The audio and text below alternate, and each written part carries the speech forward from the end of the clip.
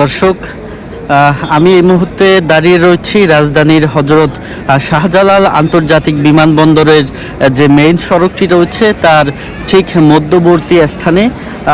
দর্শক, যেমনটি জানেন যে আজ বৃহস্পতিবার বেলা 11টা বেজে 55 কিন্তু এই হজরত শাহজালাল আন্তর্জাতিক বিমানবন্দরে এসে পৌঁছেছেন বিএনপির ভারপ্রাপ্ত চেয়ারম্যান তারেক রহমান।